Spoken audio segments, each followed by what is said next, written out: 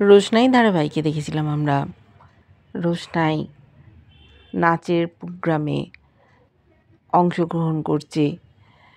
ওরই গুরুজি রুদ্রপ্রসাদজি স্টেজে নাচ করছেন। সকলে আপ্লুত, জাজেরা সব বসে আছেন। রুদ্রপ্রসাদজিকে সকলেই চেনেন। রঞ্জন প্রসাদজিও ওখানে আছেন। দুই গুরুর মধ্যে টক্কর লড়াই চলছে। প্রথম থেকেই যেন যুদ্ধ শুরু হয়ে গেছে। রঞ্জন প্রসাদজি মনে মনে রোশনাইয়ের ওপর ক্ষেপে আছেন। উনি রোশনাইয়ের ক্ষতি চান, তাই ওরই যারা বন্ধুস্থানীয় একসাথে নাচ করবে তাদেরকে বলে দিয়েছেন কিছু একটা করতে রোশনাইকে জব্দ করার জন্য, যাতে ওর মান সম্মান সমস্ত ডুবে যায়, ও আর নাচ করতে না পারে। এই রকম কিছু প্ল্যান করতে বলেছেন ছেলে মেয়েদের। একটি মেয়ে সে দায়িত্ব নিয়েছে, মাঝে মাঝে গুরুজির সাথে গিয়ে কথা বলছে, অনেক প্ল্যান করে রেখেছে। কোন প্ল্যানটা কখন কাজে লাগবে তা জানে না।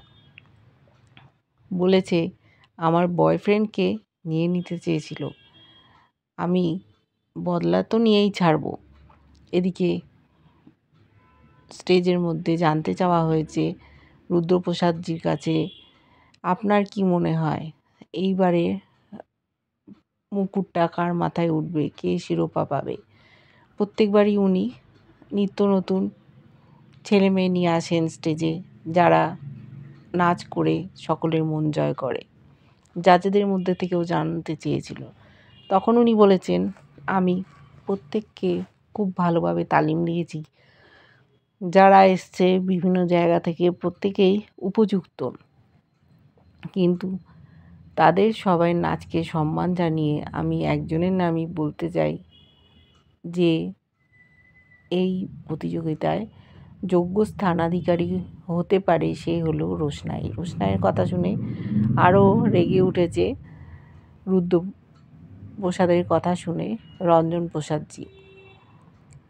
সাথে ছেলেমেয়েগুলো বলছে কিছু শুরুই হলো না, এর মধ্যেই রোশনাইকে উনি জিতিয়ে দেওয়ার চেষ্টা করছেন। সকলে আপ্লুত। ওদিকে রোশনাইও অবাক হয়ে গেছে ওর নাম ঘোষণা শুনে। এখনও কারুরই নাচ শুরু হয়নি। এবার এক এক করে পরিবেশন করবে প্রত্যেকটা প্রার্থী। এদিকে চ্যাটার্জি পরিবারে দেখেছি লাঞ্চের টাইম হয়েছে, পরিবারের লোকজন সকলে খেতে বসেছে। গরিমাকে আরণ্যক খাইয়ে দিচ্ছে। সেই সময় বড় মা ছুটে এসে বলছে যে মিনিকে কোথাও পাওয়া যাচ্ছে না, কোথায় গেল মিনি? ওরা বলছে দেখো আশেপাশেই কোথাও আছে, কোথায় আর যাবে। আবার খুঁজে এলো, তখন আরণ্যকের মা বলে ফেলেছে রোশনাইয়ের ঘরটা খুঁজে দেখো না। গরিমা বলছে রোশনাইয়ের ঘর? তার মানে রোশনাই কি এখানে আছে যে রোশনাইয়ের ঘর বলছে? ও খুব রিয়াক্ট করছে। সবাই বিব্রত হয়ে গেছে গরিমার আচরণ দেখে।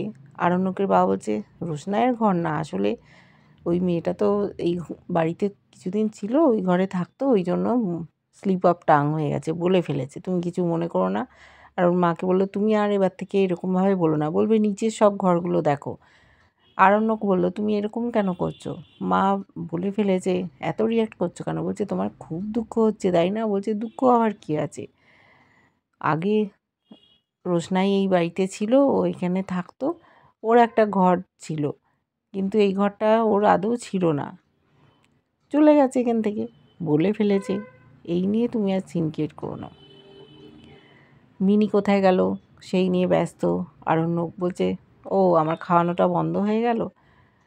তখন মিনির মা বলল যে আমি তাহলে তোমার দাদাকে ফোন করি, ছোটুও তো নেই। বললো হ্যাঁ ওরা কাজ করতে গেছে, তুমি তো ওদের ফোন করে ঘরে ডেকে আনবে তাই না? কেন একটু এদিক ওদিকটা ঘুরে দেখো, কেউ খাওয়া ছেড়ে উঠতে চাইছে না, সবাই খাচ্ছে।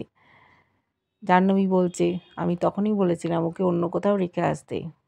আরণ্যক বলছে কোথায় রেখে আসতে বলেছিলে? বললো কেন, যেখানে থাকলে ও ঠিকঠাক থাকবে, কোনো হোম টোমে। বলছে এরকম কথা তুমি আর বলো না। ও মিনিকে খুব ভালোবাসে, ব্যস্ত হয়ে যায়। এদিকে গরিমাও খুব ঝামেলা করছে। বলছে আমি আর খাবো না। তোমাদের এখনও মনের মধ্যে রোশনাই গেঁথে আছে, ওকে কিছুতেই বোঝানো যাচ্ছে না। চিৎকার চেঁচামেচি করছে।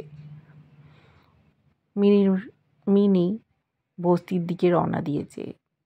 ওকে লালন নিয়ে যাবে বলেছিল পুজো দেওয়াতে, সেই জন্য। কিছু ভদ্রমহিলা বলছে, আরে তুমি চ্যাটার্জি বাড়ির মেয়ে না, তোমাকে চেনা চেনা লাগছে, কোথায় যাচ্ছ এদিকে? বললো ওই যে লালন বস্তিতে থাকে, ওর কাছে যাচ্ছি। ওই আমাদের ক্যাটারিংয়ে কাজ করেছিল, ম্যারাপ বেঁধেছিল, আমাকে বলেছিল পুজো দেওয়াতে নিয়ে যাবে। বলছে তুমি বাড়িতে বলে এসছো? বলছে হ্যাঁ হ্যাঁ সব জানি, তোমরা একদম চিন্তা করো না, আমি যাচ্ছি। কাউকে কিছু না বলেই লালনের খোঁজে বেরিয়ে গেছে। মিনির বাবা রাস্তা দিয়ে হাঁটছিল, প্রখর রোদ। ওর মা ফোন করেছে যে তুমি আজকে খেতে এলে না? বলছে হ্যাঁ একটু দেরি হয়ে গেছে, এই তো আসছি। তখন বললো মিনিকে কোথাও পাওয়া যাচ্ছে না। বলছে তার মানে কোথায় গেল মিনি? দেখেছি নাচের অনুষ্ঠান শুরু হয়েছে, এক এক করে প্রার্থী আসছে, নাচ করছে। এদিকে রঞ্জন প্রসাদজি যে মেয়েটিকে দায়িত্ব দিয়েছিল, সে তার কিছু বন্ধুদের সাথে বাইরে গেছে, গিয়ে বলছে রোশনাইয়ের তো এমন কিছু ব্যবস্থা করব যাতে ওর মান সম্মান সব চলে যায়। ওর খুব নাচার শখ, তাই না? যে লোকটা আমাদের সাহায্য করছিল, এই কর্তৃপক্ষেরই কেউ হবে, সে আমাদের কোনো রকম ব্যবস্থা করে দিতে পারে। যেখানে রোশনাই নাচের পারফর্ম করার জন্য ড্রেস চেঞ্জ করবে, আমরা সেখানে যাব। সেই ভদ্রলোককে ডেকে আনলো মেয়েটি। বলল তো তোমরা কী চাও? বললো আমাদের একটু সাহায্য দরকার। বললো আচ্ছা রোশনাই যে কস্টিউম পরবে আমি জানি, আমি তোমাদের ওই ঘরে নিয়ে যাব, কিন্তু বেশিক্ষণ থাকবে না, যা কাজ করার তাড়াতাড়ি করে চলে আসবে। দেখেছি রোশনাইয়ের কস্টিউমও সাজিয়ে রেখেছে ওখানে। এদেরকে সাথে করে নিয়ে গেছে একটা লাল রঙের ড্রেস। বললো ও এই ড্রেসটা মহারানী পরবেন, ঠিক আছে। বললো তোমরা যা করা তাড়াতাড়ি করো। একটা কাঁচি নিয়ে গেছিলো মেয়েটা, কোথাও একটা জামাটাকে কেটে দিল, দিয়ে ওরা চলে গেল।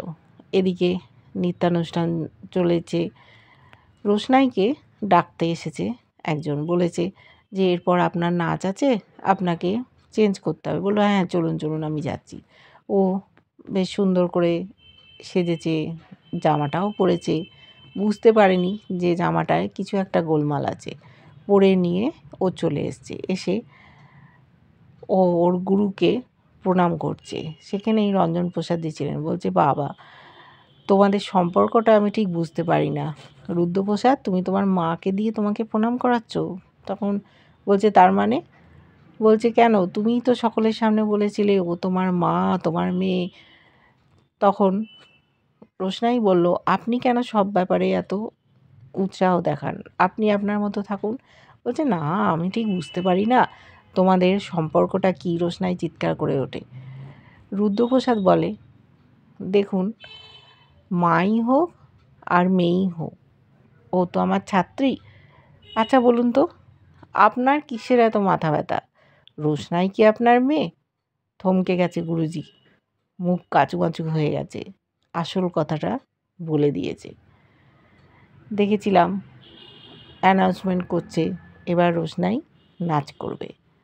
রোশনাই নাচ করতে গেছে, আরও 5 জন কো ডান্সার আছে।